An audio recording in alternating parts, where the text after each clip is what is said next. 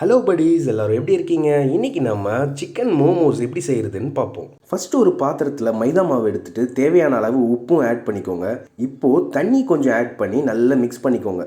மைதா மாவை நல்லா சாஃப்டாக மிக்ஸ் பண்ணதுக்கப்புறம் அதை கொஞ்சம் நேரத்துக்கு தனியாக எடுத்து வச்சுருங்க. ஸ்டஃபிங்ஸ்க்கு நீங்கள் வெஜிடபிள்ஸ் கூட யூஸ் பண்ணலாம். நாங்கள் சிக்கனை நல்லா வாஷ் பண்ணிட்டு ஃபைனாக கட் பண்ணி எடுத்துக்கிட்டோம். இப்போது ஸ்டவ் ஆன் பண்ணிட்டு தேவையான அளவு எண்ணெய் ஊற்றிக்கோங்க. ஆயில் நல்லா ஹீட் ஆனதுக்கப்புறம் நீங்கள் ஜிஞ்சர் கார்லிக் யூஸ் பண்ணலாம், பேஸ்ட்டாகவும் யூஸ் பண்ணலாம், இல்லைனா நீங்கள் கட் பண்ணி கூட யூஸ் பண்ணலாம். அதோட கொஞ்சம் மிளகா அப்புறம் வெங்காயம்லாம் ஆட் பண்ணி நல்லா அதை ஃப்ரை பண்ணிக்கோங்க. ஆனியன், ஜிஞ்சர், கார்லிக், சில்லி இது எல்லாமே நல்லா ஃபைனாக சாப் பண்ணிக்கோங்க. நல்லா குட்டி குட்டியாக சாப் பண்ணிக்கோங்க. அப்போ தான் நம்ம உள்ள ஸ்டஃபிங் பண்ணும்போது ரொம்ப நல்லாயிருக்கும். சிக்கன் நல்லா குக் ஆகிற வரைக்கும் நல்லா ஃப்ரை பண்ணி எடுத்துக்கணும். இப்போது மைதா மாவை நல்லா குட்டி குட்டி உருண்டையாக எடுத்துக்கிட்டு அதை நம்ம சப்பாத்திக்கு பண்ணுற மாதிரி நல்ல ஒல்லியாக அதை வந்து நம்ம தேய்ச்சி எடுத்துக்கணும். மைதா மாவை எவ்வளோ தின்னாக நம்மளால் பண்ண முடியுமோ அவ்வளோ மோமோஸ் வந்து ரொம்ப நல்லாயிருக்கும். அதை நல்லா இந்த மாதிரி நல்லா தின்னாக அதை வந்து தேய்ச்சி எடுத்துக்கோங்க.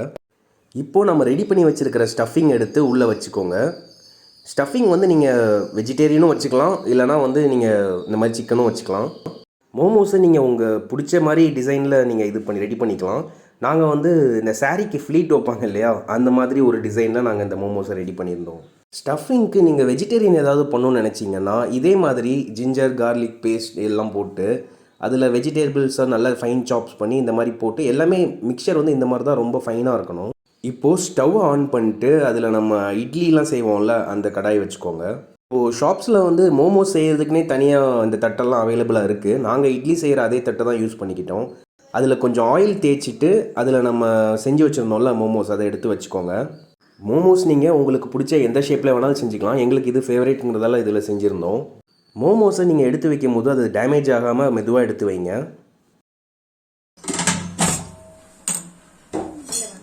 இட்லி அவிக்கிற மாதிரி மோமோஸ் நல்லா அவிச்சு எடுத்ததுக்கப்புறம் நமக்கு ரொம்ப டேஸ்டான மோமோஸ் ரெடி ஆகிடுச்சு பாருங்கள்.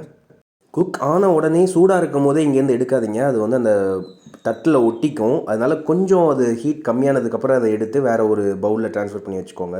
நாம் இந்த மோமோஸ் செய்கிறதுக்கு எந்த ஒரு ஆடட் கெமிக்கல்ஸ் அந்த மாதிரி எதுவுமே நம்ம ஆட் பண்ணல. ரொம்பவே நேச்சுரலாக வீட்டில் நம்ம எப்பொழுதும் குக் பண்ணுற மாதிரி தான் பண்ணியிருக்கோம்.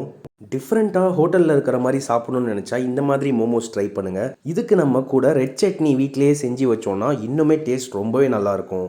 இந்த ரெட் சட்னி எப்படி செய்யணுங்கிறதையும் நம்ம சேனலில் போட்டிருக்கோம். அந்த வீடியோவையும் செக் பண்ணி பாருங்கள்.